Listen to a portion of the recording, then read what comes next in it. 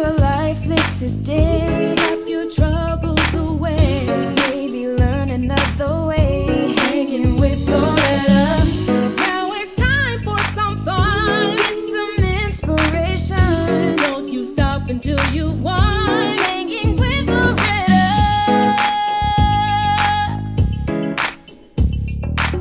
Hi everybody, welcome in to the Loretta McNary Show, and we are on location at the beautiful Crescent Club right here in Memphis, Tennessee. I saw the movie Hidden Figures a couple of days ago, and I got to tell you, my life has not been the same since I saw it. I've been so inspired to change some things in my life and to start some new things and to just encourage other people in their lives to, just pursue what you're doing, never quit, because these ladies were able to achieve so much success with so little going for them other than their pursuit of success and wanting to follow their dreams. So I found some ladies here in Memphis who are doing the exact same thing, of course in different industries, but still the same amount of hidden talent and figures. So we got Eugenia Gray and we have Pastor Karen Todd coming up. So we're just going to discuss the film, and hopefully you'll send to us via Facebook or email your thoughts on the movie as well. So welcome to the show, Miss Eugenia. Thank you for having me. Okay, so you saw the movie, and first we were seeing all these trailers. There was a big push about going to see the movie, and we all said we would. So how long did it take you? Surely it didn't take you 2 months like me. No, 2 months. It wasn't 2 months, but it was close. No, actually, I saw it within that first week. Mm-hmm. The trailer in itself was captivating. Yes. Because it initially captures you because there's a young girl that is very, very intellectually gifted with mathematics. And sometimes that's a rarity. When you find someone as young and gifted and talented as the young lady was, that was depicted, that just kind of, would wow someone. So that was really my captivating moment. I was like, wow, this little girl's, I agree, because the movie, as soon as it starts, it just takes you in. Yes. The teacher, who is a dear friend of mine, Maria Howell, you all know her from, a lot of stuff, but particularly her start was with The Color Purple. Okay. She's the young lady that sings at the end, God's trying to tell you something, in the choir. Yes. That same teacher on Hidden Figures is Maria Howell. Okay. So it starts with her saying, I can't teach her. She's so intellectually above any grade level that she needed to be somewhere else. So we need teachers like that. And we do have a ton of teachers like that who recognize talent early. Exactly. And then to make a recommendation that she go to a higher institution that can actually allow her to be challenged in her gifts. And not to be held back. Exactly. And then they raise money. Did you see them slide the little envelope? Yes, they did. Well, the teachers and I got together because we knew it was going to be a hardship and we wanted to help this. So everybody was pulling for this little girl. Right. Because, if you think about it, it was during a time and era. You're telling a family that they need to send their child off to school. And I'm certain that was a tumultuous transition. Yes. And I wanted you to be a part of this discussion on the show because I know you have a book. And first, you're amazing anyway. With your PR and just professionally and personally, I think you're just amazing. Thank you. So your book just parallels to what they're saying in the movie about people following their dreams and never quitting and giving up. So can you tell us a little about your book? Exactly. I most certainly can. The book was a collaboration. It was a vision of Dr. C. Denise Richardson. And we did a conference last year, and it was called Purpose Shakers. And, just in our follow-up of the conference, it was like, wait a minute. Two things came up. Either the book, which would be a collaboration. And second of all, maybe taking it on tour. And so we came up with this, she came up with this, the anthology. And for me, it was moving because I've been working on a personal writing of my own that kind of got delayed. And I stopped working on my personal project and I jumped on board with the anthology. The anthology is actually a compilation of myself and 6 other wonderful women of God, where we delve into our lives, our past, and we actually we revisit those dark places that allowed us to travail and come to the point where we say, we're going to tell this story. Right. In the anticipation and the hopes that it would reach someone else that's either going through or can relate, that have probably been through some of those things. We touch on all things, I don't want to say all things women, but some of those challenges and strongholds that women go through. For some, it was neglect. It was abuse, it was molestation, it was rape, it was, teenage pregnancies, domestic violence, addiction, low self-esteem. So we kind of cover all of those. In one book. In one book, That's exactly. That's a lot to cover in one book. And while I was thinking about having you on the show and then knowing what your book was about and then looking at the movie, were these ladies, one was widowed. Yes. One had a husband who at first didn't believe in her dream. He's like an engineer, a lady engineer. He didn't think she should pursue that. And then with the Dorothy character, she just didn't feel like she was appreciated enough on her job. So it wasn't like they were living this perfect life. Right. They had challenges. They had obstacles. They had a lot going on for them. And while they were three black women, I think that movie, anybody can relate to that, even men, and especially other women too, because we do have those challenges because of our gender. Exactly. So I don't think that, and of course it's not fair, but we're going to talk more about that. So what I want to do now is play the trailer. Okay. Because it opens with what we already talked about, and then it has a lot of those quotes that we're going to talk about more in our discussion as Pastor Karen comes on when we do it as a group, but we're going to show the trailer. And then we're going to bring Pastor Karen on and get her personal side. And then we're going to dive into a discussion about the movie. Okay. So don't go anywhere. We'll be right back in just a moment.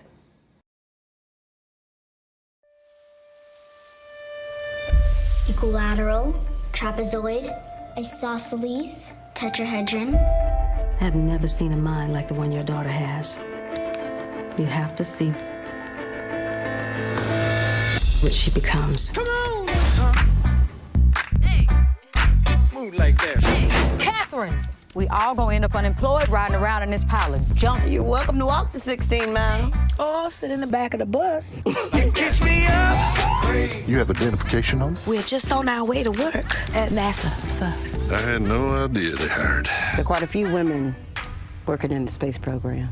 You know what we're doing here? We're putting a human on top of a missile, shooting him into space, and it's never been done before. I need a mathematician that can look beyond the numbers. Math that doesn't yet exist. Before the Russians plant a flag on the damn moon. You have someone? Running what I'm playing. Catherine's the gal for that. She can handle any numbers you put in front of her. Don't embarrass me. This wasn't emptied last night. I'm sorry, I'm not the... That Colonel Jim is a tall glass of water. He's coming over. Now, why would he be doing that? Cause Mary's waving at me. No! Dorothy, slice of pie? I love one. You already have a slice of pie, do it. Oh, left and left about it. You're a computer at NASA. They let women handle that sort of...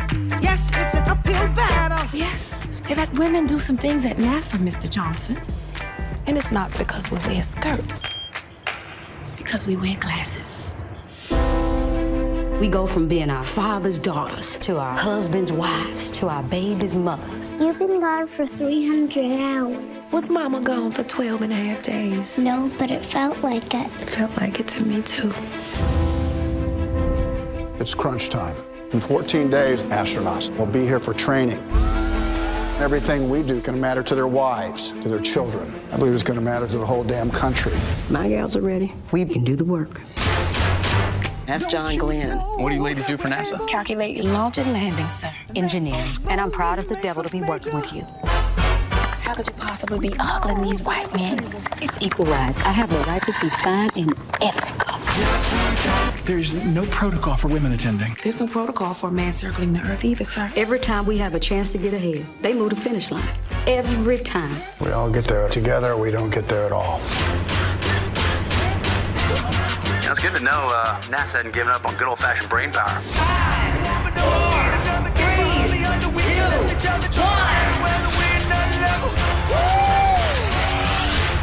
Let me ask you, if you were a white male, would you wish to be an engineer? I wouldn't have to. I'd already be one. Don't you know that we're able?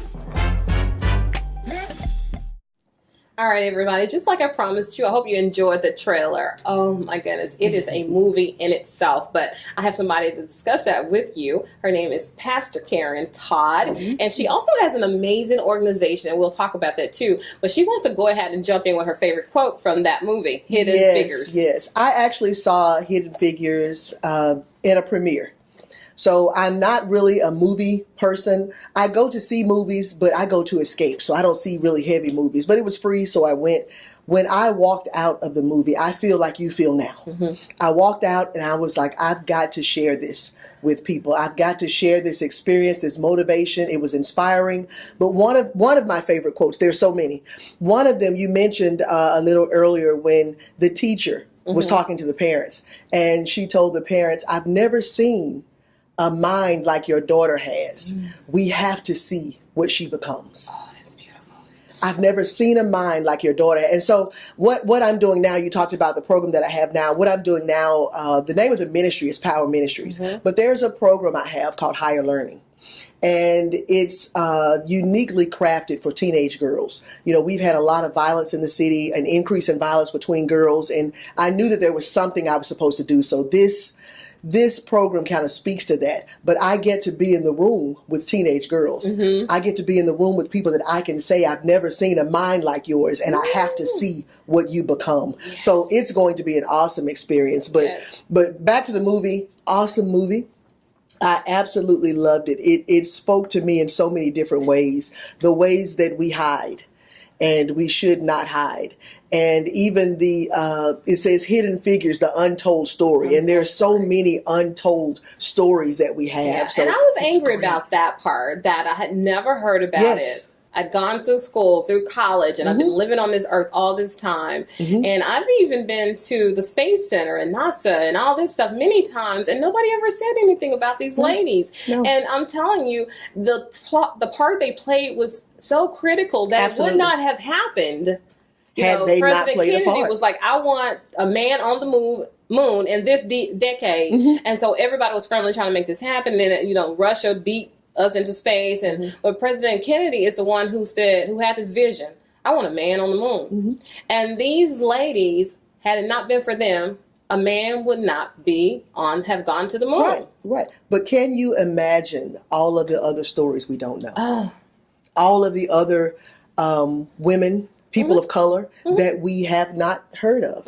But history is written by the winner. It's written by the dominant person in society. But there is so much history for us, such a rich history for women, such a rich history for people of color. So I can only imagine, I'm excited about the history that we're writing now. Yes, me too. And that's one of the things that I'm charged with, that I took on personally myself when God gave me the vision for the show, was to tell those stories. Not just to tell those stories, but tell them in a way so that I'm inspiring other people to have great stories. Because we all have great stories, and we all are put here to make a major accomplishment in this world we call home.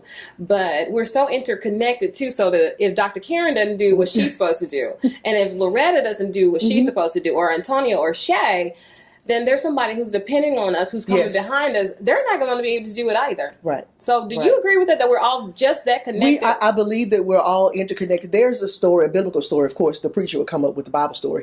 But if you remember the story of Esther, and her cousin Mordecai told her that, even if you don't do it, help can come from somewhere else. But you are here for such a time as this. Somebody told me this at my Kindle Award last year.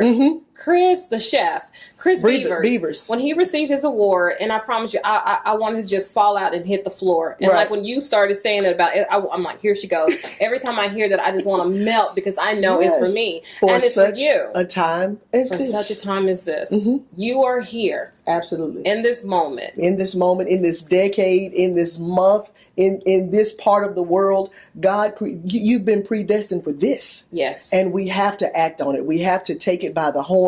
We have to, one of the things that I'm going to be teaching the young ladies that I talked about, we have to evaluate where we are. Then they're going to recreate their possibilities. Then they'll elevate their dreams. So they'll evaluate, recreate, and elevate. Okay, say that again, because that was really deep.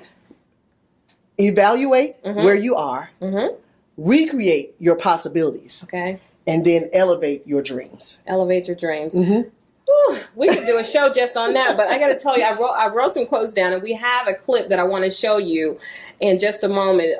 But keep that thought. I want to make sure I talk about the give or take when she was in the briefing room for the first time, and she she calculated exactly where he would land in the Bahamas, and it was called a give or take. So we're going to show that, but I think we still have like a minute in this segment. So I wanted to ask you how. Were you already this on fire for your Power Ministries prior to that? I know you were, because you launched it, and you had these plans. Yes. But did it just light another fire under you? Absolutely. What happened, the initial fire was for women survivors of domestic violence and those that are surviving. Remember, we talked about that some years ago, so I've had that project stand for quite some time, but this really ignited higher learning.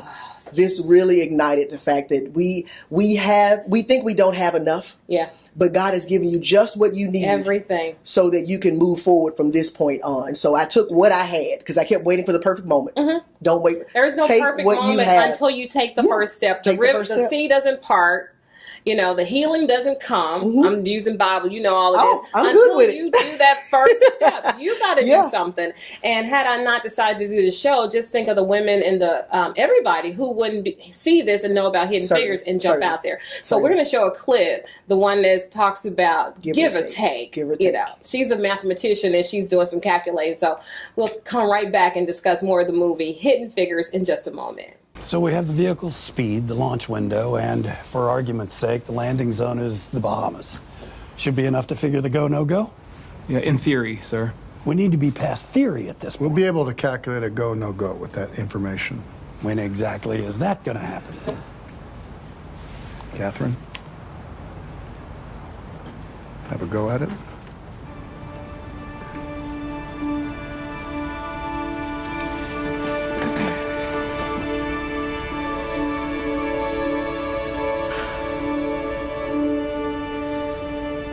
The goal point for re-entry is 2,990 miles from where we want Colonel Glenn to land. If we assume that's the Bahamas, 544 miles per hour, and 46.56 degrees, 2,900 miles.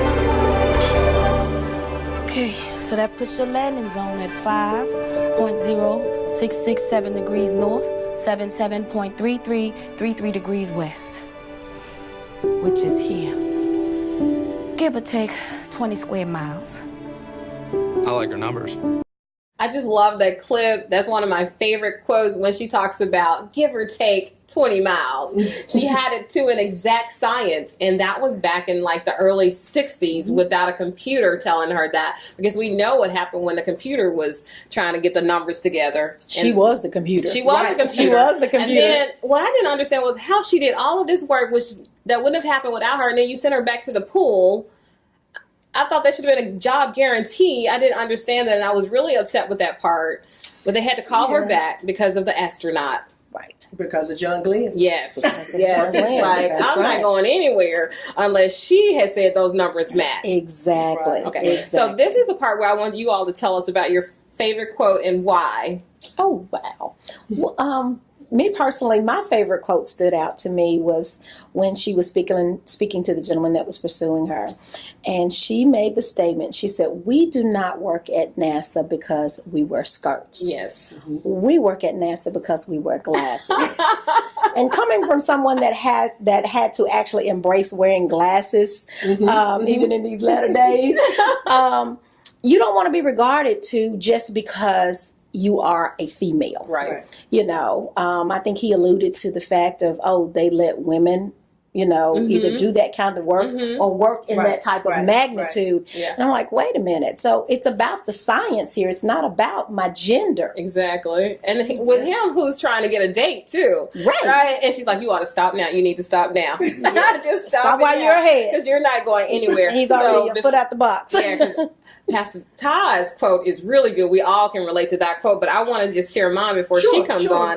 And it was so many, so I kind of wrote them down. And in the scene when Janae had gotten into the pool where the engineers were. Yes. And the guy's like, why wouldn't you apply for the job or something like that? And she says, I'm not going to reach for the sky or something. I won't ever get that. And he says, well, I'm a German Jew, and I'm here. And why wouldn't you apply? She said, because I'd already be one. I wouldn't have to wish. Because if I were a male, I would already be an engineer.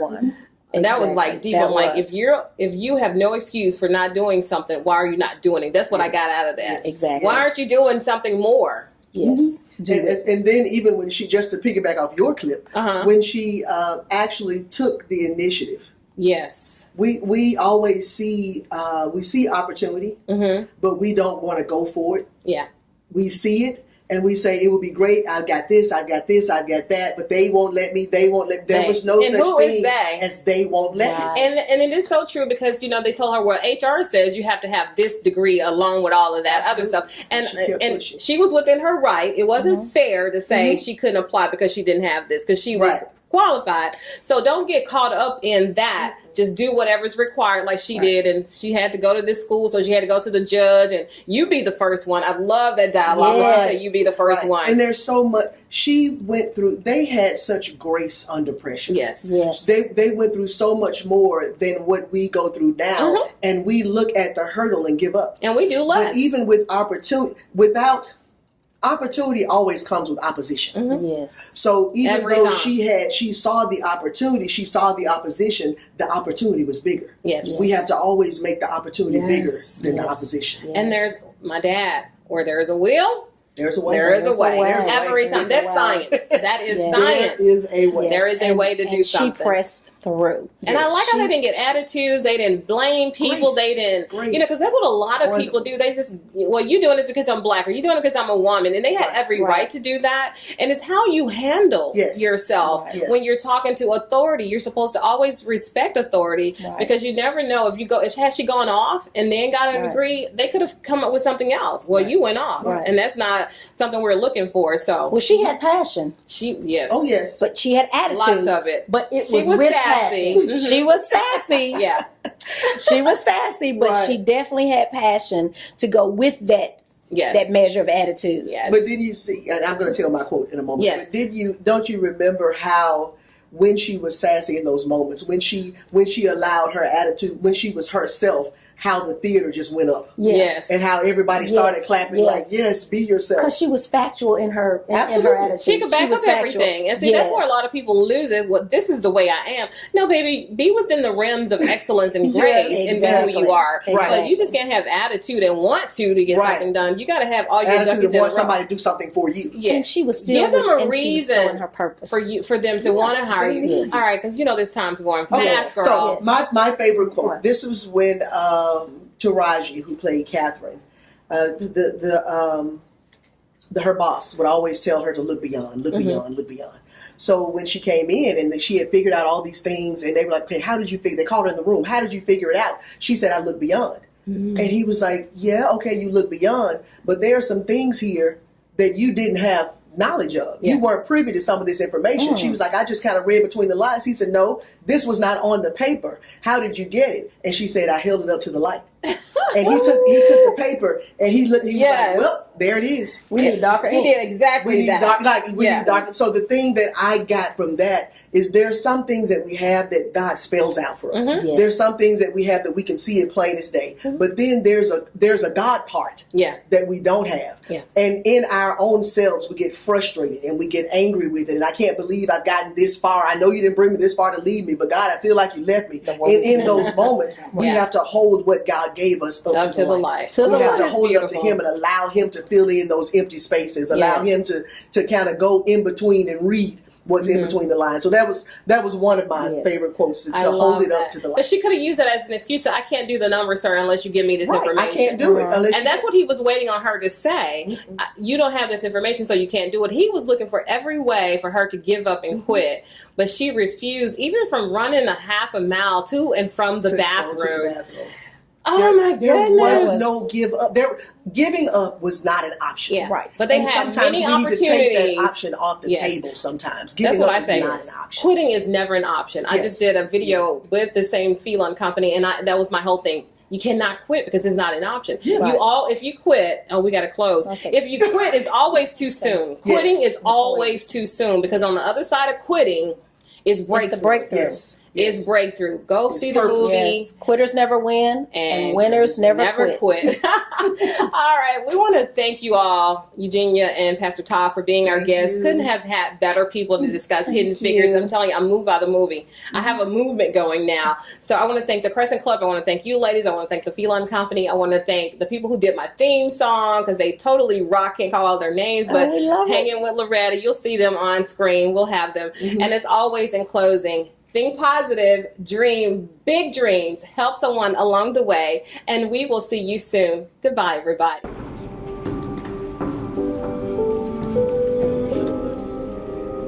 There is another opening in the engineer training program.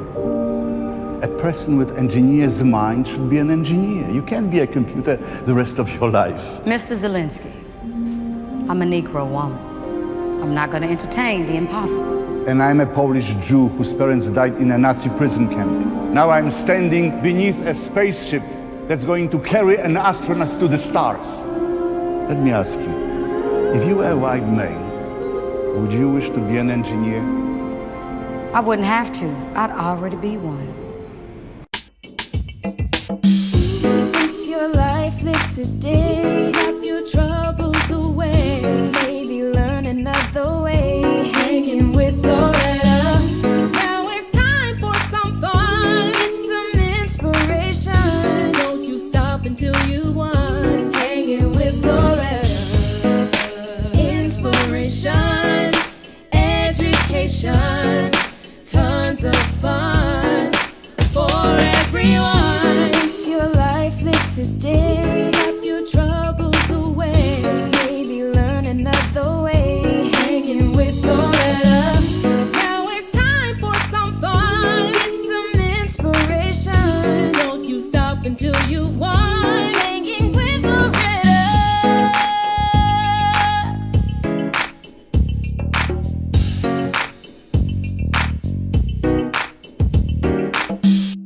Here at Durham School Services, we are looking for employees who act in a safe manner, serve as great team members, and provide exceptional customer service to all we serve. Just to even talk about the camaraderie of the three women, Oh, how close yes. they were. Oh, And it yes. wasn't, I'm just your A-man girl. Should have kept everybody to after the show. Yeah. Right.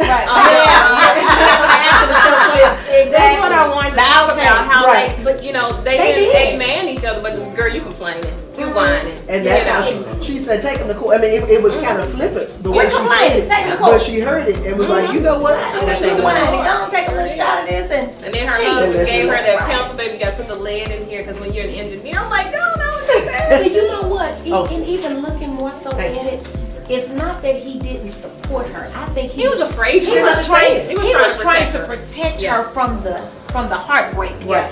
of them saying no, you can't. And he was very radical. Yes. He was into the movement. Yeah. So he Because he knows understood if the somebody had hurt did from the something to movement, his wife, and he he was did not going want to his jail. wife to be hurt. Yes. Right. He already knew. Exactly. He trying to protect her, and I knew Right. that. He That was was trying good. to protect her. But then And she once proved she I come can through, protect myself. I got yes. it. And then he had to, jump on board. And that's one of the things that you have to do